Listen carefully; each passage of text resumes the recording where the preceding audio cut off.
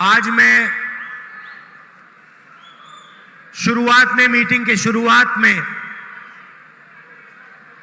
कर्नाटका की जनता से सीधी बात करना चाहता हूं। ಇವತ್ತು ಪ್ರಾರಂಭದಲ್ಲೇ ನಾನು ಕರ್ನಾಟಕ ಮಹಾಜನತೆಯ ಮುಂದೆ ನೇರವಾಗಿ ಮಾತಾಡಲಿಕ್ಕೆ ಇಚ್ಛೆ ಬೀಳ್ತೇನೆ। सवाल यह है कि जब यहां कुछ ही दिनों में कांग्रेस पार्टी की सरकार आएगी तो कांग्रेस पार्टी की सरकार कर्नाटका के युवाओं के लिए, महिलाओं के लिए, गरीबों के लिए क्या करेगी? ಕೆಲವು ದಿನಗಳಲ್ಲಿ ಕರ್ನಾಟಕ ರಾಜ್ಯದಲ್ಲಿ ಕಾಂಗ್ರೆಸ್ ಪಕ್ಷದ ಸರ್ಕಾರ ಬರಲಿದೆ। ಕಾಂಗ್ರೆಸ್ ಪಕ್ಷದ ಸರ್ಕಾರ ಬಂದ ನಂತರ ಕರ್ನಾಟಕ ರಾಜ್ಯದ ಯುವಕರಿಗೆ, ಮಹಿಳೆಯರಿಗೆ ಮತ್ತು ರೈತರಿಗೆ ಯಾವ ಕಾರ್ಯಕ್ರಮಗಳು ಹಾಕೊಳ್ತಾರೆ ಅನ್ನೋದನ್ನ ತಮ್ಮ ಮುಂದೆ ಹೇಳಲಿಕ್ಕೆ ಇಚ್ಛೆ ಬೀಳ್ತೇನೆ। हिमाचल में चुनाव हुआ, पहले छत्तीसगढ़, मध्य प्रदेश, राजस्थान में चुनाव हुआ और मुझसे जो हिमाचल प्रदेश के नेता, छत्तीसगढ़ के नेता, इन्होंने मुझसे पूछा कि हमें क्या करना चाहिए। ಹಿಮಾಚಲ್ ಪ್ರದೇಶದಲ್ಲಿ, ರಾಜಸ್ಥಾನದಲ್ಲಿ, ಮಧ್ಯಪ್ರದೇಶದಲ್ಲಿ, ಛತ್ತೀಸ್ಗಢಲ್ಲಿ, ಹಿಮಾಚಲ್ ಪ್ರದೇಶದಲ್ಲಿ ಬಂದ ಚುನಾವಣೆ ನಂತರ ಎಲ್ಲ ಮುಖ್ಯಮಂತ್ರಿಗಳು ಸಹ ನಾವು ಕಾಂಗ್ರೆಸ್ ಪಕ್ಷದ ವತಿಯಿಂದ ಜನಸಾಮಾನ್ಯರಿಗೆ ಏನು ಮಾಡಬಹುದು ಅನ್ನೋದನ್ನ ನನ್ನಲ್ಲಿ ಪ್ರಶ್ನೆ ಕೇಳಿದ್ರು। और मैंने उनसे कहा कि देखिए, आप 2-3 वायदे जनता से कीजिए और जिस दिन आपकी सरकार बने, पहली कैबिनेट मीटिंग में उन वायदों को आप पूरा करके दिखाइए। ನಾನು ಅವರಿಗೆ ಬಹಳ ಸ್ಪಷ್ಟವಾಗಿ ಹೇಳಿದೆ, ತಾವು ಸರ್ಕಾರ ಬಂದಿದೆ, ತಾವು 2-3 ಭರವಸೆಗಳನ್ನ ಬಹಳ ಸ್ಪಷ್ಟವಾಗಿ ತಮ್ಮ ಜನತೆಗೆ ಕೊಡಬೇಕು, ಅದನ್ನ ಸರ್ಕಾರ ಬಂದ ನಂತರವೇ ಅದನ್ನ ತಕ್ಷಣವೇ ಜಾರಿಗೆ ಮಾಡಬೇಕು ಅಂತ ಹೇಳಿ ನಾನು ಅವರಲ್ಲಿ ಹೇಳಿದೆ। वायदों में 6 महीने, 1 साल, 2 साल नहीं लगने चाहिए। जो बड़े वायदे हैं उनको पहले ही दिन सरकार को पूरा कर देना चाहिए। ಭರವಸೆ ಕೊಟ್ಟ ನಂತರ ಆ ಭರವಸೆಯನ್ನು ಈಡೇರಿಸಲು 3 ತಿಂಗಳು 6 ತಿಂಗಳು ಆಗಬಾರ್ದು। ಸರ್ಕಾರ ಬಂದ ತಕ್ಷಣವೇ ಏನು 3 ಮುಖ್ಯವಾದ ಪ್ರಮುಖವಾದ ಭರವಸೆಯನ್ನು ಕೊಟ್ಟಿದ್ದೀರಿ ಅದನ್ನ ಅನುಷ್ಠಾನಕ್ಕೆ ತರಬೇಕು ಅಂತ ಹೇಳಿ ನಾನು ಅವರಲ್ಲಿ ವಿನಂತಿ ಮಾಡಿದೆ। और यही मैं कर्नाटक के कांग्रेस पार्टी के नेताओं से कहना चाहता हूं। ಅದೇ ವಿಚಾರವನ್ನು ಸಹ ನಾವು ಕರ್ನಾಟಕ ರಾಜ್ಯದ ಪ್ರತಿಯೊಬ್ಬ ನಾಯಕರಿಗೂ ಸಹ ಅದೇ ವಿಚಾರವನ್ನು ಸಹ ನಾನು ಹೇಳ್ತಾ ಇದ್ದೇನೆ। हमने कर्नाटक की जनता से 4 वायदे किए हैं। ನಾವು ಕರ್ನಾಟಕದ ಜನತೆಗೆ 4 ಭರವಸೆಗಳನ್ನು ಕೊಟ್ಟಿದ್ದೇವೆ।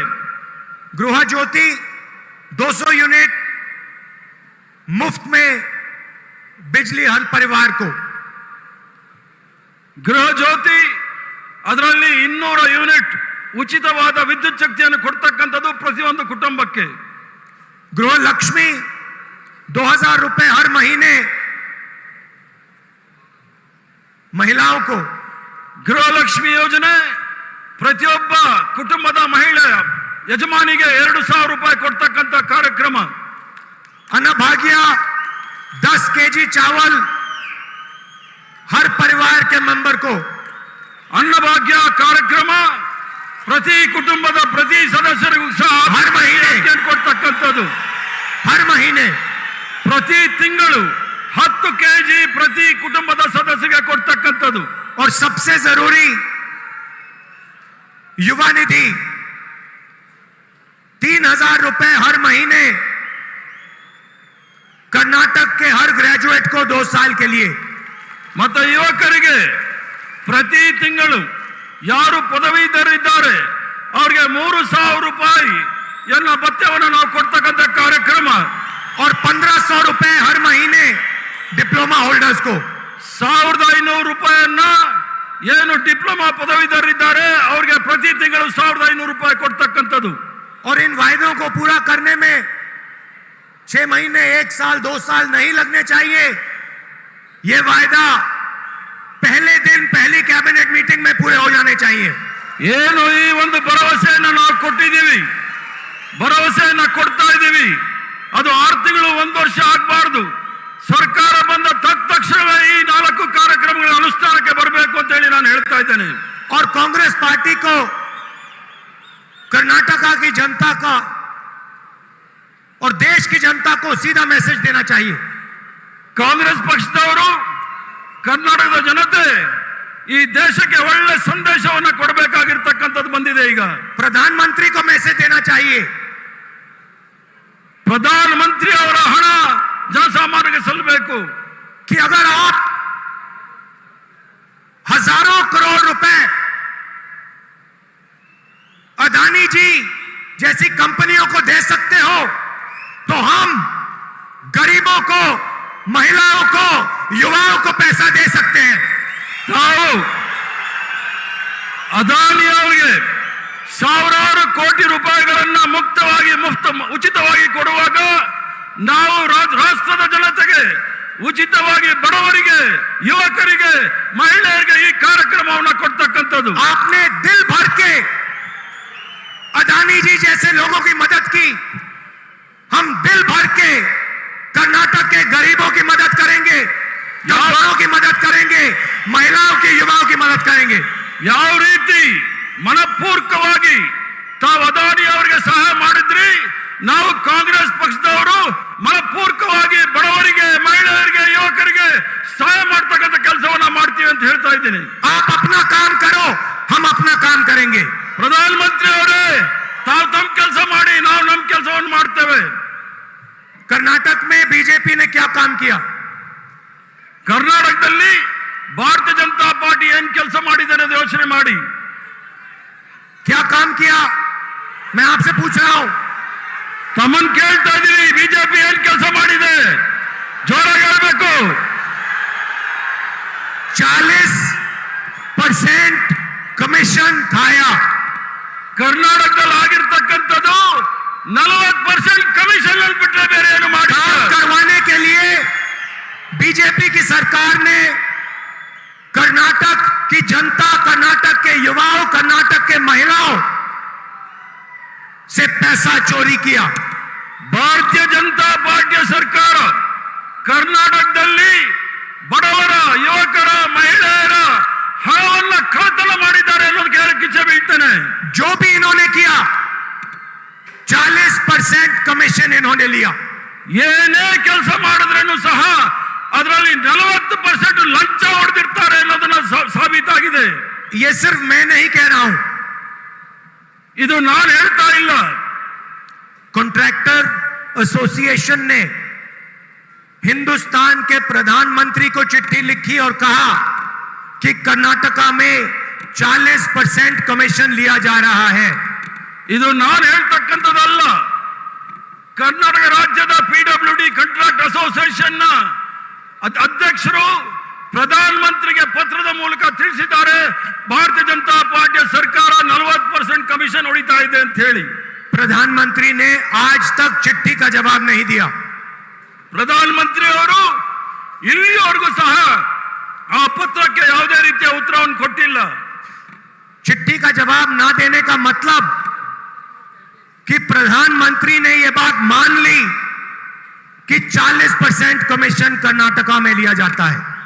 ಪತ್ರಕ್ಕೆ ಉತ್ತರ ಕೊಡದೇ ಇರತಕ್ಕಂಥ ವಿಚಾರದಲ್ಲಿ ಅದರ ಅರ್ಥ ತಾವು ಸಹ 40% ಭ್ರಷ್ಟಾಚಾರದಲ್ಲಿ ಭಾಗಿಯಾಗಿದ್ದಾರೆ ಅನ್ನೋದನ್ನ ತಾವು ಹೇಳ್ತಾ ಇದ್ದೀರಿ. स्कैम्स की लिस्ट है. स्कूल एसोसिएशन ने चिट्ठी लिखी, पुलिस सब इंस्पेक्टर स्कैम हुआ, 80 लाख रिश्वत ली गई. ಹಗರಣದ ಸರಮಾಲೆ ಇದೆ.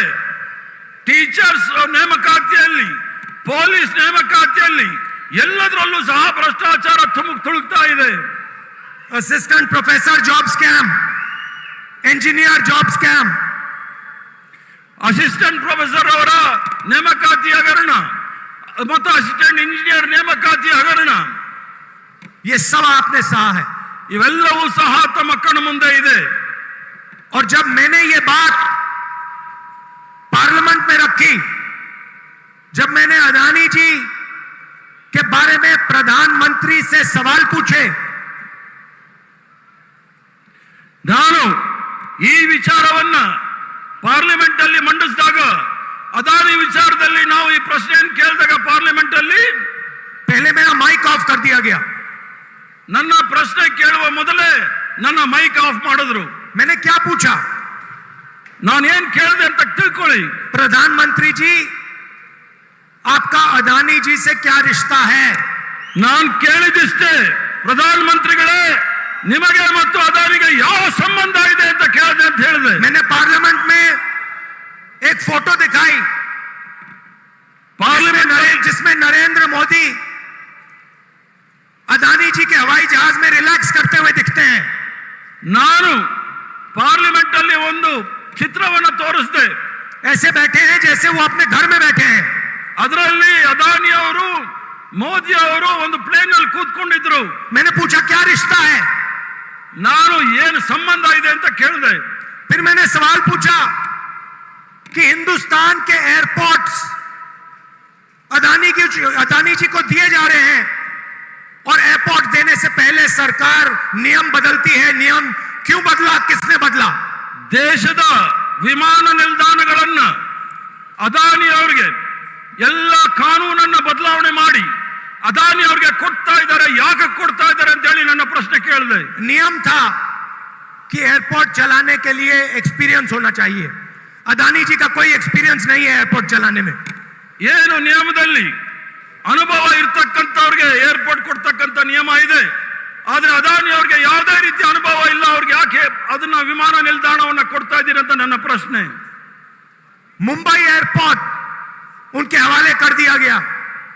ಮುಂಬೈನ ದೊಡ್ಡ ವಿಮಾನ ನಿಲ್ದಾಣ ಅವ್ರ ಕೈ ಕೊಟ್ಟಾಯ್ತು. जिसका एयरपोर्ट था उस पे सीबीआई ईडी के केसेस लगा दिए। ಯಾರು ಆ ಏರ್ಪೋರ್ಟ್ ಅನ್ನ ನಿರ್ಮಿಸಿದ್ರು ಅವರ ವಿರುದ್ಧ ಇಡಿ ಸಿಬಿಐ ದಾಳಿ ನಡೆಸಿ ಅವರಿಂದ ಬಾಬೆಯಿಸಿ ಅದನ್ನ ತೆಗೆದುಕೊಂಡಿದ್ದಾರೆ. और उससे एयरपोर्ट छिनवा दिया और अदानी जी के हवाले कर दिया। ಆ ಏರ್ಪೋರ್ಟ್ ಅನ್ನ ಆ ನಿರ್ಮಾಣ ಮಾಡಿದವರಿಂದ ಕಿತ್ಕೊಂಡು ಅದಾನಿ ಅವರ ಕೈ ಕೊಟ್ಟಿರ್ತಕ್ಕಂಥದ್ದು. ऑस्ट्रेलिया में हिंदुस्तान के प्रधानमंत्री ऑस्ट्रेलिया के नेता के साथ बैठे हैं, उसी मेज पे अदानी जी बैठे हैं, उसी मेज पे स्टेट बैंक ऑफ इंडिया के चेयरमैन के सीनियर मेंबर बैठे हैं। ಆಸ್ಟ್ರೇಲಿಯಾಗೆ ಪ್ರಧಾನಮಂತ್ರಿ ಅವರು ಅಧಿಕೃತವಾಗಿ ಭೇಟಿ ಕೊಟ್ಟಾಗ ಪ್ರಧಾನಮಂತ್ರಿ ಅವರ ಜೊತೆ ಅದಾನಿ ಅವರು ಮತ್ತು ಮೈಸೂರು ಸ್ಟೇಟ್ ಬ್ಯಾಂಕ್ ಆಫ್ ಇಂಡಿಯಾದ ಅಧಿಕಾರಿಗಳು ಸಹ ಅವ್ರ ಜೊತೆ ಕುಳಿತಿರ್ತಕ್ಕಂಥ ನಾವೆಲ್ಲರೂ ಸಹ ನೋಡಿದ್ದೇವೆ. और उसी के एकदम बाद स्टेट बैंक अदानी जी को हजारों करोड़ रुपए का बैंक लोन दे देता है। मैंने पूछा किसने करवाया? ಆ ಒಂದು ಸಭೆ ನಡೆದ ನಂತರ ತತ್ಕ್ಷಣವೇ ಸ್ಟೇಟ್ ಬ್ಯಾಂಕ್ ಆಫ್ ಇಂಡಿಯಾದವರು ಸಾವಿರಾರು ಕೋಟಿ ರೂಪಾಯಿಗಳ ಸಾಲವನ್ನು ಅದಾನಿ ಅವರು ಕೊಡ್ತಾರೆ. ಯಾವ ಕಾನೂನು ಅವ್ರಿಗೆ ಕೊಟ್ರಿ ಅಂತ ನನ್ನ ಪ್ರಶ್ನೆ. श्रीलंका में पोर्ट अथॉरिटी का एक चेयरमैन कहता है कि श्रीलंका के राष्ट्रपति ने उसे बताया कि नरेंद्र मोदी ने कहा है कि अदानी जी की मदद करनी है। ಶ್ರೀಲಂಕಾದ ಬಂದರಿನ ಒಬ್ಬ ಚೇರ್ಮನ್ ಹೇಳ್ತಾರೆ, ಪ್ರಧಾನಮಂತ್ರಿ ಅವರು ಈ ಒಂದು ಬಂದರನ್ನ ನಾವು ಅದಾನಿ ಅವರಿಗೆ ಕೊಡಬೇಕು ಅಂತ ಹೇಳಿ ನಮ್ಮ ಮೇಲೆ ಒತ್ತಡ ಹಾಕಿದ್ದಾರೆ ಅಂತ ಹೇಳಿ. प्रधानमंत्री बांग्लादेश जाते हैं, उसके एकदम बाद अदानी जी को कॉन्ट्रैक्ट मिल जाता है। ಪ್ರಧಾನಮಂತ್ರಿ ಅವರು ಬಾಂಗ್ಲಾದೇಶ್ಗೆ ಹೋಗ್ತಾರೆ, ಬಾಂಗ್ಲಾದೇಶ್ಗೆ ಹೋದ ತಕ್ಷಣವೇ ಅದಾನಿ ಅವ್ರಿಗೆ ಅಲ್ಲಿರ್ತಕ್ಕಂಥ ಕಾಂಟ್ರಾಕ್ಟ್ಗಳು ಸಿಗುತ್ತೆ. प्रधानमंत्री इजराइल जाते हैं, अदानी जी को डिफेंस कॉन्ट्रैक्ट मिल जाते हैं, पोर्ट मिल जाता है। ಪ್ರಧಾನಮಂತ್ರಿ ಅವರು ಇಸ್ರೇಲ್ ರಾಷ್ಟ್ರಕ್ಕೆ ಹೋಗ್ತಾರೆ, ಅಲ್ಲೂ ಸಹ ಬಂದರು ಮತ್ತು ಡಿಫೆನ್ಸ್ ಅಂದ್ರೆ ರಕ್ಷಣಾ ಇಲಾಖೆ ಕಾಂಟ್ರಾಕ್ಟ್ಗಳನ್ನು ಅವರು ಕೊಡಿಸ್ತಾರೆ. ये सवाल मैंने पूछे, ಈ ಪ್ರಶ್ನೆಯನ್ನ ನಾನು ಪಾರ್ಲಿಮೆಂಟ್ ಅಲ್ಲಿ ಕೇಳಿರ್ತಕ್ಕಂಥದ್ದು. मैंने पार्लियामेंट में पूछा, अदानी जी की शेल कंपनी है। ಪಾರ್ಲಿಮೆಂಟ್ ಅಲ್ಲಿ ನಾನು ಕೇಳಿದೆ, ಅದಾನಿ ಅವರ ನಕಲಿ ಕಂಪನಿಗಳು ಇದೆ, बेनामी ಬೇನಾಮಿ ಹೆಸರಿನಲ್ಲಿ ಇರ್ತಕ್ಕಂಥದ್ದು. ये किसकी है? इसमें 20,000 करोड़ रुपए किसका है, यह सवाल मैंने पूछा। ಈ ಬೇನಾಮಿ ಕಂಪನಿ ನಕಲಿ ಕಂಪನಿನಲ್ಲಿ ಇರ್ತಕ್ಕಂತ 20,000 ಕೋಟಿ ರೂಪಾಯಿ ಯಾರ್ದು ಅಂತ ನಾನು ಪ್ರಶ್ನೆ ಮಾಡಿದ್ದೇನೆ। उसके बाद पहली बार इतिहास में सरकार ने पार्लियामेंट को नहीं चलने दिया। ಅದ ನಂತರ ಇಡೀ ಇತಿಹಾಸದಲ್ಲಿ ಮೊದಲನೇ ಬಾರಿಗೆ ಸರ್ಕಾರ ಪಾರ್ಲಿಮೆಂಟ್ ನಡೆಸಲಿಕ್ಕೆ ಬಿಡಲಿಲ್ಲ। आमतौर से ऑपोजिशन पार्लियामेंट को रोकती है, पहली बार इतिहास में बीजेपी की सरकार ने, उनके मंत्रियों ने पार्लियामेंट को रोका। ಇತಿಹಾಸವನ್ನು ತಾವು ನೋಡಿದಾಗ ಯಾವತ್ತೂ ಸಹ ಸರ್ಕಾರದ ವಿರುದ್ಧ ವಿರೋಧ ಪಕ್ಷದವರು ನಾವು ಸದನವನ್ನು ನಡೆಸಲಿಕ್ಕೆ ಬಿಡ್ತಾ ಇರಲಿಲ್ಲ। ಆದ್ರೆ ಇತಿಹಾಸದ ಮೊಟ್ಟ ಮೊದಲನೇ ಬಾರಿಗೆ ಬಿಜೆಪಿ ಸರ್ಕಾರ ಈ ಒಂದು ಪಾರ್ಲಿಮೆಂಟ್ ನಡೆಸಲಿಕ್ಕೆ ಬಿಡಲಿಲ್ಲ। उसके बाद बीजेपी के मंत्रियों ने पार्लियामेंट में मेरे बारे में झूठ बोला। ಅದರ ನಂತರ ಭಾರತೀಯ ಜನತಾ ಪಾರ್ಟಿಯ ಕೇಂದ್ರ ಮಂತ್ರಿಗಳು ನನ್ನ ರಾಹುಲ್ ಗಾಂಧಿ ಅವರ ಮೇಲೆ ಸುಳ್ಳು ಅಪಪ್ರಚಾರಗಳನ್ನು ಮಾಡಲಿಕ್ಕೆ ಪ್ರಯತ್ನ ಮಾಡಿದ್ರು। कानून में नियम है, सॉरी पार्लियामेंट में नियम है, अगर कोई भी मेंबर दूसरे मेंबर के बारे में बोलता है तो उस मेंबर को पार्लियामेंट पे बोलने का मौका दिया जाना चाहिए। ये कानून है पार्लियामेंट का। ಪಾರ್ಲಿಮೆಂಟ್ ಅಲ್ಲಿ ಆ ಪಾರ್ಲಿಮೆಂಟ್ ನಡೆಸತಕ್ಕಂತ ನಿಯಮದ ಅನುಸಾರ ಯಾರಾದರೂ ಒಬ್ಬ ಸದಸ್ಯನ ಹೆಸರು ತೆಗೆದ್ರೆ ಆ ಸದಸ್ಯನಿಗೆ ಅವಕಾಶ ಮಾಡಿಕೊಡಬೇಕಾಗಿರ್ತಕ್ಕಂಥದ್ದು ಮಾತಾಡಲಿಕ್ಕೆ। मैंने स्पीकर को 2 चिट्ठियां लिखी, कहा कि देखिए ये मेरा हक है, मेरे ऊपर आरोप रखा गया है, मुझे कहना है, मुझे जवाब देना है। ನಾನು ಲೋಕಸಭಾ ಸ್ಪೀಕರ್ಗೆ 2 ಪತ್ರವನ್ನು ಬರೆದೆ, ನನಗೆ ನನ್ನ ಹಕ್ಕಿದೆ, ನಾನು ಉತ್ತರ ಕೊಡ್ಲಿಕ್ಕೆ ಅವಕಾಶ ಕೊಡಿ ಅಂತ ಹೇಳಿ। बोलने का मौका नहीं दिया गया, ನನಗೆ ಮಾತಾಡಲಿಕ್ಕೆ ಅವಕಾಶ ಕೊಡಲಿಲ್ಲ। उसके बाद मैं स्पीकर के ऑफिस में गया, मैंने कहा स्पीकर सर मुझे मौका तो दीजिए, जवाब देने का मौका तो दीजिए।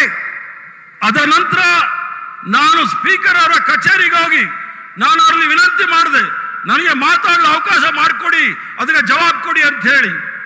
मुस्कुरा के कहते हैं मैं कुछ नहीं कर सकता। ಮುಗುಳು ನಕ್ಕೊಂಡು ಸ್ಪೀಕರ್ ಸಾಹೇಬರು ನಾನೇನು ಮಾಡಕ್ಕಾಗೋದಿಲ್ಲ ಅಂತ। आइए मेरे साथ चाय पिएजिए, मैं आपको समझा दूंगा। ನಾವು ನನ್ನ ಜೊತೆ ಟೀ ಕುಡೀರಿ, ಆವಾಗ ನಿಮಗೆ ನಾನು ಅದನ್ನ ಆ ವಿಚಾರದಲ್ಲಿ ನಾನು ಬಗೆಹರಿಸ್ತೀನಿ ಅಂತ ಹೇಳಿ। मैंने उनसे कहा स्पीकर सर आप तो स्पीकर हैं, आप पार्लियामेंट के स्पीकर हैं, जो भी आप करना चाहते हो पार्लियामेंट में आप कर सकते हो, आप अपना काम क्यों नहीं कर रहे हो? ತಾವು ಲೋಕಸಭೆಯ ಸ್ಪೀಕರ್, ತಾವು ಏನು ಬೇಕಾದರೂ ಪಾರ್ಲಿಮೆಂಟ್ ಅಲ್ಲಿ ನಡೆಸಬಹುದು, ತಮ್ಮ ಅಧಿಕಾರವನ್ನು ಚಲಾಯಿಸಬೇಕು, ಆದ್ರೆ ತಾವು ಮಾಡ್ತಾ ಇಲ್ಲ। मुस्कुरा के मेरी ओर देखते हैं, ಪುನಃ ಮುಗುಳು ನಕ್ಕೊಂಡು ನನ್ನ ಕಡೆ ನೋಡ್ತಾ ಇದ್ದಾರೆ। उसके बाद वहां नहीं रुके, वो नहीं चाहते हैं कि मैं पार्लियामेंट में अदानी जी की बात रखूं, वो डरते हैं। ಅಲ್ಲಿಗೆ ಅದು ನಿಲ್ಲಿಲ್ಲ, ಅವರು ನನ್ನಲ್ಲಿ ನಿರೀಕ್ಷೆ ಮಾಡ್ತಾರೆ ನಾನು ಅದಾನಿ ವಿಚಾರವನ್ನ ಪಾರ್ಲಿಮೆಂಟ್ ಅಲ್ಲಿ ಮಾತಾಡಬಾರ್ದು ಅಂತ ಹೇಳಿ, ಯಾಕಂದ್ರೆ ಅದಾನಿ ವಿಚಾರ ತೆಗೆದ್ರೆ ಅವರು ಬಾ ಬೀಳ್ತಾ ಇದ್ದಾರೆ। उसके बाद मुझे पार्लियामेंट से डिस्क्वालीफाई कर दिया। ಅದಾದ ನಂತರ ನನ್ನನ್ನ ಲೋಕಸಭಾ ಸದಸ್ಯತ್ವದಿಂದ ನನ್ನನ್ನು ಬರ್ಖಾಸ್ ಮಾಡ್ತಾರೆ, ಅನರ್ಹರಾಗಿ ಮಾಡ್ತಾ ಇರ್ತಕ್ಕಂಥದ್ದು ನಾವು ನೋಡಿದ್ದೇವೆ। ये सोचते हैं कि पार्लियामेंट से मुझे हटाकर धमकाकर डरा देंगे। ಇವರು ಭಾರತೀಯ ಜನತಾ ಪಾರ್ಟಿಯವರು ಯೋಚನೆ ಮಾಡಬಹುದು, ನನ್ನನ್ನು ಪಾರ್ಲಿಮೆಂಟ್ ಇಂದ ಅನರ್ಹ ಮಾಡಿ ನನಗೆ ಭಯ ಬೀಳಿಸೋ ಪ್ರಯತ್ನ ಮಾಡಿದ್ರೆ ನಾನೇನಾದ್ರೂ ಬಗ್ತೀನಿ ಅಂತ ಹೇಳಿ। मैं नहीं डरता इनसे, ನಾನು ಇದಕ್ಕೆಲ್ಲ ಭಯ ಬೀಳೋನಲ್ಲ। मैं फिर से दोहराता हूं, प्रधानमंत्री जी आपका अदानी जी के साथ क्या रिश्ता है, और ये 20,000 करोड़ रुपए जो शेल कंपनीज में हैं वो किसके हैं? ये जो बेनामी पैसा है वो किसका है और कहां से आया? ನಾನು ಪುನಃ ಉಚ್ಚಾರಣೆ ಮಾಡ್ತೇನೆ, ಪುನರುಚ್ಚಾರ ಮಾಡ್ತೀನಿ, ಪ್ರಧಾನಮಂತ್ರಿ ಅವರೇ, ನರೇಂದ್ರ ಮೋದಿ ಅವರೇ, ಈ ಅದಾನಿ ಅವರ ನಕಲಿ ಕಂಪನಿಗಳಲ್ಲಿ ಇರ್ತಕ್ಕಂಥ 20,000 ಕೋಟಿ ಎಲ್ಲಿಂದ ಬಂತು ಅಂತ ನಾನು ಈಗಲೂ ಪ್ರಶ್ನೆ ಮಾಡ್ತೀನಿ, ಮುಂದೆನೂ ಪ್ರಶ್ನೆ ಮಾಡ್ತೇನೆ। और जब तक इसका जवाब नहीं मिलेगा तब तक मैं नहीं रुकने वाला हूं। ನನಗೆ ಎಲ್ಲಿ ತನಕ ಈ ವಿಚಾರದಲ್ಲಿ ಉತ್ತರ ಸಿಗೋದಿಲ್ಲ ಅಲ್ಲಿ ತನಕ ನನ್ನ ಹೋರಾಟ ಮುಂದುವರಿಯುತ್ತೆ ಅನ್ನೋದು ಹೇಳ್ತಾ ಇದ್ದೇನೆ। मुझे डिस्क्वालीफाई कर दो, जेल में डाल दो, कुछ भी कर दो, कोई फर्क नहीं पड़ता। ನನ್ನನ್ನ ಅನರ್ಹ ಮಾಡು, ಜೈಲ್ಗೆ ಹಾಕು, ನನಗೇನು ವ್ಯತ್ಯಾಸ ಆಗೋದಿಲ್ಲ ಈ ಹೋರಾಟದಲ್ಲಿ। अदानी जी एक चिन्ह है। ಅದಾನಿ ಅವರು ಒಂದು ಮಾದರಿಯಾಗಿದ್ದಾರೆ ಮೋದಿ ಅವರಿಗೆ। करप्शन के एक चिन्ह है, ಭ್ರಷ್ಟಾಚಾರದ ಒಂದು ಮಾದರಿ। 21वीं सदी में एक व्यक्ति हिंदुस्तान का पूरा इंफ्रास्ट्रक्चर, एयरपोर्ट, पोर्ट, सड़क, सारा का सारा उठा ले जाता है। 21ನೇ ಶತಮಾನದ ಇತಿಹಾಸ ಕೇವಲ ಒಬ್ಬ ಮನುಷ್ಯ ಭಾರತ ದೇಶದ ಮೂಲಭೂತ ಸೌಕರ್ಯಗಳನ್ನೆಲ್ಲರೂ ಸಹ ಏರ್ಪೋರ್ಟ್ ಇರಬಹುದು, ಬಂದರ್ ಇರಬಹುದು, ಎಲ್ಲರೂ ಸಹ ಒಬ್ಬರ ಕೈಯಲ್ಲಿದೆ। हजारों करोड़ रुपए धन जादू से उनकी कंपनी में आ जाता है। ಸಾವಿರಾರು ಕೋಟಿ ರೂಪಾಯಿಗಳು ಯಾವುದೋ ಒಂದು ಮಂತ್ರ ಜಾಲ ರೀತಿಯಲ್ಲಿ ಎಲ್ಲ ಅವರ ಅಕೌಂಟ್ಗೆ ಬರ್ತಾ ಇದೆ। सबसे जरूरी इंफ्रास्ट्रक्चर, डिफेंस इंफ्रास्ट्रक्चर की कंपनी में चाइना का एक डायरेक्टर बैठा है। ಬಹಳ ಪ್ರಮುಖವಾದ ಗಂಭೀರವಾದ ಒಂದು ಇಲಾಖೆಯಲ್ಲಿ, ರಕ್ಷಣಾ ಇಲಾಖೆಯಲ್ಲಿ ಇವತ್ತು ಚೈನಾದ ಒಬ್ಬರು ಡೈರೆಕ್ಟರ್ ಅಲ್ಲಿ ಬಂದು ಕುತ್ಕೊಂಡಿದ್ದಾರೆ। अदानी जी की शेल कंपनी में चाइना का डायरेक्टर है, बात समझिए। ಅದಾನಿ ಅವರ ನಕಲಿ ಕಂಪನಿಗಳಲ್ಲಿ ಚೈನಾದ ಡೈರೆಕ್ಟರ್ ಇದ್ದಾರೆ ಅನ್ನೋದನ್ನ ನಾನು ಮುಂದೆ ಹೇಳಲಿಕ್ಕೆ ಇಚ್ಛೆ ಬೀಳ್ತೇನೆ। कोई इन्वेस्टिगेशन नहीं हो रहा, ಆ ವಿಚಾರದಲ್ಲಿ ಯಾವುದೇ ರೀತಿಯ ತನಿಖೆ ನಡೀತಾ ಇಲ್ಲ। अदानी जी डिफेंस में काम करते हैं, कोई इन्वेस्टिगेशन नहीं हो रहा कि भैया आपकी कंपनी में चाइना का डायरेक्टर कैसे बैठा हुआ है, ये है कौन, किसने बैठाया इसको, क्यों बैठाया। ಅದಾನಿ ಅವರ ಕಂಪನಿಗಳಲ್ಲಿ ಚೈನಾದ ಡೈರೆಕ್ಟರ್ ಇರ್ತಕ್ಕಂಥದನ್ನ ಯಾಕಲ್ಲಿ ಕೂರಿಸ್ಕೊಂಡಿದ್ದೀರಾ, ಯಾಕೆ ಡೈರೆಕ್ಟರ್ ಮಾಡಿದ್ದೀರಾ ಅಂತ ಹೇಳಿ ಯಾರು ಸಹ ಉತ್ತರ ಕೊಡ್ತಾ ಇಲ್ಲ। और फिर ध्यान भटकाने की कोशिश करते हैं। ಮತ್ತೆ ನಿಮ್ಮ ಮನಸ್ಸನ್ನ, ದೃಷ್ಟಿಯನ್ನ ಬೇರೆ ಕಡೆ ತೆಗೆದುಕೊಂಡು ಹೋಗ್ಲಿಕ್ಕೆ ಪ್ರಯತ್ನ ಮಾಡಿಸ್ತಾ ಇದ್ದಾರೆ। ओबीसी की बात करते हैं, ಸರ್, ओबीसी की बात करते हैं, ಆ ವಿಚಾರ ಬಂದಾಗ ಹಿಂದುಳಿದ ವರ್ಗದವರ ವಿಚಾರದಲ್ಲಿ ಮಾತಾಡ್ತಾರೆ। कहते हैं कि मैंने ओबीसी का अपमान किया। ಹೇಳ್ತಾರೆ ನಾನು ಹಿಂದುಳಿದ ವರ್ಗದವರ ಅಪಮಾನ ಮಾಡಿದೆ ಅಂತ ಹೇಳಿ। चलिए आज ओबीसी की बात करते हैं, पूरी करते हैं। ಆಯ್ತು, ಇವತ್ತು ಹಿಂದುಳಿದ ವರ್ಗದವರ ಬಗ್ಗೆ ವಿಚಾರವನ್ನ ಮಾತಾಡ್ತೇನೆ। सबसे बड़ा सवाल क्या है, ದೊಡ್ಡ ಸವಾಲು ಯಾವುದಿದೆ ನಮ್ಮ ಮುಂದೆ? अगर हम ओबीसी की बात करते हैं, दलितों की बात करते हैं, हिंदुस्तान के लोगों की बात करते हैं, तो सबसे बड़ा सवाल क्या है? ನಾವು ಹಿಂದುಳಿದ ವರ್ಗದವರಾಗ್ಲಿ, ದಲಿತರ ವಿಚಾರದಲ್ಲಿ ಆಗ್ಲಿ, ಭಾರತ ದೇಶದ ಪ್ರಜೆಗಳಿಗೆ ವಿಚಾರದಲ್ಲಿ ಮಾತಾಡುವಾಗ ಅದರಲ್ಲಿ ಏನು ತಪ್ಪಿದೆ? सबसे बड़ा सवाल यह है कि किसकी कितनी आबादी है। ದೊಡ್ಡ ಪ್ರಶ್ನೆ ಎಲ್ಲರ ಜನಸಂಖ್ಯೆ, ಯಾರ ಜನಸಂಖ್ಯೆ ಅತಿ ಹೆಚ್ಚಿನದಾಗಿದೆ ಅನ್ನೋದನ್ನ ತಿಳ್ಕೊಳ್ಬೇಕಾಗಿದೆ। हम जानते हैं कि हिंदुस्तान की सरकार में सेक्रेटरीज अगर आप देखें तो दलित, आदिवासी और ओबीसी वर्ग से सिर्फ 7% आते हैं। ತಾವೇನಾದರೂ ಕೇಂದ್ರ ಸರ್ಕಾರದಲ್ಲಿ ಇರ್ತಕ್ಕಂಥ ಹಲವಾರು ವಿಭಾಗಗಳಲ್ಲಿ ನೋಡಿದಾಗ ದಲಿತರು ಮತ್ತು ಹಿಂದುಳಿದ ವರ್ಗದವರ ಸಂಖ್ಯೆ 7% ಮಾತ್ರ ಇರ್ತಕ್ಕಂಥದ್ದು ನಾವು ನೋಡಬಹುದು। मतलब हिंदुस्तान की सरकार की रीढ़ की हड्डी जो है secretaries of government of India, उसमें से सिर्फ 7% दलित, आदिवासी और ओबीसी वर्ग से आते हैं। ಏನು ಕೇಂದ್ರ ಸರ್ಕಾರದ ವಿವಿಧ ವಿಭಾಗಗಳ ಬೆನ್ನುಮೂಳೆ ಅಂತ ಹೇಳಿಸ್ಕೊಳ್ತಕ್ಕಂಥ ಸೆಕ್ರೆಟರಿಗಳು ಅದರಲ್ಲಿ ನೋಡಿದಾಗ ಕೇವಲ 7% ಮಾತ್ರ ದಲಿತರು ಮತ್ತು ಹಿಂದುಳಿದ ವರ್ಗದವರು तो ಇರ್ತಕ್ಕಂಥ। सबसे बड़ा सवाल है हिंदुस्तान में ओबीसी कितने हैं, आदिवासी कितने हैं, दलित कितने हैं। तो अगर हम धन बांटने की बात करें, अगर हम सत्ता बांटने की बात करें, किसकी कितनी आबादी है? ತಾವು ಹಿಂದೂಸ್ತಾನದ ವಿಚಾರವನ್ನು ನೋಡಿದಾಗ ಅತಿ ಹೆಚ್ಚಿನ ಜನಸಂಖ್ಯೆ ಯಾರ್ದಿದೆ? ದಲಿತರು, ಹಿಂದುಳಿದ ವರ್ಗದವರು ಮತ್ತು ಅನ್ಯ ಭಾಗದವರು ಸಹ ಅವರ ಜನಸಂಖ್ಯೆ ಅನುಗುಣವಾಗಿ ಏನು ತಾವು ಅವಕಾಶಗಳನ್ನು ಕೊಟ್ಟಿದ್ದಾರೆ ಅನ್ನೋದು ನೋಡಬೇಕಾಗಿದೆ. यूपीए ने, कांग्रेस पार्टी ने 2011 में कास्ट बेस्ड सेंसस किया. 2011ನೇ ಇಸ್ವಿಯಲ್ಲಿ ಯುಪಿಎ ಸರ್ಕಾರ ಜಾತಿವಾರು ಗಣನೆ ಆಗಬೇಕು, ಜನಸಂಖ್ಯೆ ಗಣನೆ ಆಗಬೇಕು ಅಂತ ಹೇಳಿ ನಾವು ಮಾಡಿದ್ವಿ. पूरे देश की जातियों का डेटा उस सेंसस में है. ಇಡೀ ಭಾರತ ದೇಶದ ಪ್ರತಿಯೊಂದು ಅಂಕಿ ಅಂಶಗಳು ಆ ಇದರಲ್ಲಿದೆ. मोदी जी, आप ओबीसी की बात करते हैं, उस डेटा को आप पब्लिक कर दीजिए. ನರೇಂದ್ರ ಮೋದಿ ಅವರೇ, ತಾವು ಓಬಿಸಿಗಳ ವಿಚಾರದಲ್ಲಿ ಮಾತಾಡ್ತಾ ಇದ್ದೀರಿ. ನಿಮ್ಗೇನಾದ್ರೂ ಧೈರ್ಯ ಇದ್ರೆ 2011ನೇ ಜನಗಣತಿಯನ್ನು ನೀವು ಬಹಿರಂಗ ಮಾಡಿ. पता लग जाए देश में कितने ओबीसी हैं, कितने दलित हैं, कितने आदिवासी हैं. ಸಾರ್ವಜನಿಕರಲ್ಲಿ ಬಹಳ ಸ್ಪಷ್ಟವಾಗಿ ಗೊತ್ತಾಗಲಿ, ಜನಸಂಖ್ಯೆ ಆಧಾರಿತದಲ್ಲಿ ಓಬಿಸಿಗಳು ಎಷ್ಟಿದ್ದಾರೆ, ಎಸ್ಸಿ ಎಸ್ಟಿಗಳು ಎಷ್ಟಿದ್ದಾರೆ ಅಂತ ಹೇಳಿ. अगर सबको भागीदार बनाना है, सबको इस देश की प्रगति में शामिल करना है, तो यह तो मालूम होना चाहिए कि कौन कितने हैं. ಆದ್ರೆ ತಮ್ಗೇನಾದ್ರೂ ಮನಸ್ಸಲ್ಲಿ ಇದ್ರೆ ಪ್ರತಿಯೊಬ್ಬರನ್ನು ಸಹ ಮುಖ್ಯ ಧಾರೆಯಲ್ಲಿ ನಾವು ತೆಗೆದುಕೊಂಡು ಹೋಗ್ಬೇಕಾದ್ರೆ ನಮಗೆ ಗೊತ್ತಾಗಬೇಕು ಜನಸಂಖ್ಯೆ ಅನುಗುಣವಾಗಿ ಯಾರ್ಯಾರು ಎಷ್ಟು ಜನಸಂಖ್ಯೆ ಇದೆ ಅಂತ ಹೇಳಿ. तो मोदी जी, कास्ट सेंसस का डेटा आप रिलीज कीजिए, देश की जनता को पता लग जाए देश में ओबीसी कितने हैं, दलित कितने हैं, आदिवासी कितने हैं. ಮೋದಿ ಜಿ ಅವರೇ, ಏನು ನಮ್ಮ ಜಾತಿ ಜನಗಣತಿ ಇದೆ ಅದನ್ನ ಬಹಿರಂಗಗೊಳಿಸಲಿ, ಸಾರ್ವಜನಿಕರಿಗೆ ಗೊತ್ತಾಗಲಿ ಓಬಿಸಿ ಎಸ್ಸಿ ಎಸ್ಟಿ ಎಷ್ಟಿದ್ದಾರೆ ಅಂತ ಹೇಳಿ. और अगर आप ये काम नहीं करेंगे तो ये ओबीसी पर अपमान है.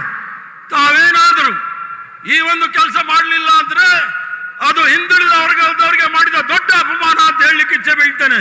आपने ओबीसी की बात की, देश को दिखा दीजिए देश में कितने ओबीसी हैं. ತಾವು ಓಬಿಸಿ ವಿಚಾರವನ್ನ ಮಾತಾಡಿದ್ರಿ, ಹಿಂದುಳಿದ ವರ್ಗದವರ ವಿಚಾರ ಮಾತಾಡಿದ್ರಿ, ಅವ್ರಿಗೆ ತಿಳಿಸಿ ಅವ್ರ ಜನಸಂಖ್ಯೆ ಎಷ್ಟಿದೆ ಅಂತ ಹೇಳಿ. और फिर देश को समझाइए कि आपकी सरकार में सिर्फ 7% सेक्रेटरीज ओबीसी, दलित और आदिवासी में से क्यों आते हैं. ಮತ್ತೆ ದೇಶದ ಜನತೆಗೆ ತಿಳಿಸಿ, ಕೇಂದ್ರ ಸರ್ಕಾರದ ವಿಭಾಗೀಯ ಮಟ್ಟದಲ್ಲಿ ಕೇವಲ 7% ಭಾಗದಷ್ಟು ಮಾತ್ರ ಅಧಿಕಾರಿಗಳು ಯಾಕಿದ್ದಾರೆ ಅಂತ ಹೇಳಿ. दूसरी बात, जो एससी और एसटी का कोटा है उसको उनकी आबादी से प्रोपोर्शन कर दीजिए. ಮತ್ತೆ ಎಸ್ಸಿ ಎಸ್ಟಿ ಅವರ ಜನಸಂಖ್ಯೆ ಆಧಾರಿತ ಅವರ ಜನಸಂಖ್ಯೆ ಅನುಗುಣವಾಗಿ ಅವರಿಗೆ ಅವಕಾಶಗಳನ್ನು ಕೊಡಿ. और तीसरी बात, जो रिजर्वेशंस पे आपने 50% का कैप लगा रखा है उसको हटा दीजिए. ಮತ್ತೊಂದು ವಿಚಾರ, ಏನು ಮೀಸಲಾತಿ ವಿಚಾರದಲ್ಲಿ 50% ತಾವು ಅದನ್ನ ಇಟ್ಟಿದ್ದೀರಿ, ಅದನ್ನ ತೆಗೆದುಹಾಕಿ. फिर बात करते हैं ओबीसी का अपमान कौन करता है. ಆ ನಂತರ ನಾವು ಮಾತಾಡಬಹುದು ಓಬಿಸಿ ವಿಚಾರದಲ್ಲಿ ಯಾರು ಅಪಮಾನ ಮಾಡ್ತಾ ಇದ್ದಾರೆ ಅಂತ ಹೇಳಿ. भाइयों और बहनों, कर्नाटक में कांग्रेस पार्टी की सरकार आने वाली है. ಅಕ್ಕ ತಂಗಿಯರೇ, ಕರ್ನಾಟಕ ರಾಜ್ಯದಲ್ಲಿ ಕಾಂಗ್ರೆಸ್ ಪಕ್ಷದ ಸರ್ಕಾರ ಬರಲಿದೆ. प्रधानमंत्री जी सिर्फ अदानी जी जैसे लोगों की मदद करते हैं. ಪ್ರಧಾನಮಂತ್ರಿ ಅವರು ಕೇವಲ ಅದಾನಿ ಅಂತ ಅವರಿಗೆ ಸಹಾಯ ಮಾಡಲಿಕ್ಕೆ ಮುಂದೆ ಬರ್ತಾ ಇದ್ದಾರೆ. कांग्रेस पार्टी कर्नाटका के किसानों, मजदूरों और छोटे व्यापारियों की मदद करेगी. ಕಾಂಗ್ರೆಸ್ ಪಕ್ಷ ಅಧಿಕಾರಕ್ಕೆ ಬಂದ್ರೆ ನಾವು ರೈತರು, ಕಾರ್ಮಿಕರು ಮತ್ತು ಸಣ್ಣ ಉದ್ಯಮಿದಾರರಿಗೆ ಸಹಾಯವನ್ನು ಮಾಡ್ತೇವೆ. मोदी जी ने बैंकों के दरवाजे अरबपतियों के लिए खोले हैं. हम बैंक के दरवाजे किसानों के लिए, मजदूरों के लिए, छोटे दुकानदारों के लिए, छोटे व्यापारियों के लिए खोलेंगे. ಮೋದಿ ಅವರು ಬ್ಯಾಂಕ್ಗಳ ಬಾಗಿಲನ್ನು ಕೇವಲ ಉದ್ಯಮಪತಿಗಳು, ಕರೋಡ್ಪತಿಗಳಿಗೆ ಕೊಟ್ಟಿದ್ದಾರೆ. ನಾವು ಅಧಿಕಾರಕ್ಕೆ ಬಂದ್ರೆ ಬಡವರಿಗೆ, ರೈತರಿಗೆ, ಕಾರ್ಮಿಕರಿಗೆ, ಕೂಲಿ ಕೆಲಸಗಾರರಿಗೆ ನಾವು ಬ್ಯಾಂಕ್ ಬಾಗಿಲನ್ನು ತೆಗಿತೇವೆ. कर्नाटका की सरकार, कांग्रेस पार्टी कर्नाटका की सरकार, गरीबों की सरकार, किसानों, मजदूरों और छोटे व्यापारियों की सरकार बनाएगी.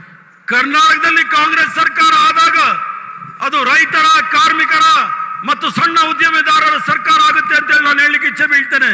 मुझे बहुत खुशी हो रही है कि कांग्रेस पार्टी कर्नाटक में एक होकर लड़ रही है. ಬಹಳ ಸಂತೋಷ ವಿಚಾರ ಏನು ಅಂದ್ರೆ ಕರ್ನಾಟಕ ರಾಜ್ಯದಲ್ಲಿ ಕಾಂಗ್ರೆಸ್ ಪಕ್ಷ ಒಗ್ಗಟ್ಟಾಗಿ ಹೋರಾಟ ಮಾಡ್ತಾ ಇದೆ ಅಂತಕ್ಕಂಥ ವಿಚಾರ. भाई और बहनों, पूरी मेजॉरिटी से कांग्रेस पार्टी को यहाँ जिताना है. ಅಕ್ಕ ತಂಗಿಯರೇ ಮತ್ತು ಅಣ್ಣ ತಮ್ಮಂದ್ರೆ, ಸಂಪೂರ್ಣ ಪೂರ್ಣ ಬಹುಮತದಿಂದ ಕಾಂಗ್ರೆಸ್ ಪಕ್ಷವನ್ನ ಆರಿಸ್ಕರಿಸಲಿ ಅಂತ ಹೇಳಿ ತಮ್ಮಲ್ಲಿ ವಿನಂತಿ ಮಾಡ್ತಾ एक बात याद रखिए, बीजेपी की पूरी कोशिश होगी कि वो 40% कमीशन वाले पैसे से सरकार को तोड़ने की कोशिश करें. ಒಂದು ಗಮನದಲ್ಲಿ ಇಟ್ಕೊಳ್ಳಿ, ಭಾರತೀಯ ಜನತಾ ಪಾರ್ಟಿ ಸರ್ವ ಪ್ರಯತ್ನ ಮಾಡುತ್ತೆ 40% ಕಮಿಷನ್ ಏನ್ ದುಡ್ಡು ಹೊಡೆದಿದ್ದಾರೆ ಅದನ್ನ ಸರ್ಕಾರವನ್ನ ಬೀಳಿಸಲಿಕ್ಕೆ ಪ್ರಯತ್ನ ಮಾಡ್ತಾರೆ. जो पैसा आपसे चोरी किया उसी का प्रयोग करके फिर से आपकी सरकार चोरी करने की कोशिश करेंगे.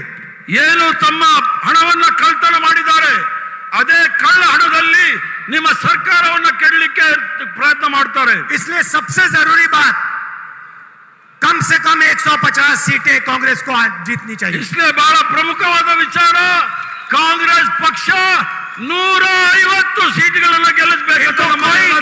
इनको कोई भ्रष्टाचार का मौका नहीं देना है. ಭಾರತೀಯ ಜನತಾ ಪಾರ್ಟಿ ಅವರಿಗೆ ಯಾವುದೇ ರೀತಿಯ ಭ್ರಷ್ಟಾಚಾರ ಮಾಡಲಿಕ್ಕೆ ಅವಕಾಶ ಕೊಡಬೇಡಿ. आप सबका दिल से बहुत बहुत धन्यवाद. और जो हमारे कार्यकर्ता हैं, कांग्रेस पार्टी के बब्बर शेर हैं, आप निकलिए, जनता के बीच में जाइए और 150 सीटें यहाँ जितवाइए. धन्यवाद. ತಮ್ಮೆಲ್ಲರಿಗೂ ಸಹ ಧನ್ಯವಾದಗಳು. ಕಾಂಗ್ರೆಸ್ ಪಕ್ಷದ ಹುಲಿಗಳು ಏನಿದ್ದೀರಿ, ನೀವೆಲ್ಲರೂ ಸಹ ಸಾರ್ವಜನಿಕರ ಮಧ್ಯೆ ಹೋರಾಟ, ಬಿಜೆಪಿ ವಿರುದ್ಧ ಹೋರಾಟ ಮಾಡಿ ಅಂತ ಹೇಳಿ ನಾನು ಮಾತು ಮುಗಿಸ್ತೇನೆ. ನಮಸ್ಕಾರ, ಧನ್ಯವಾದಗಳು.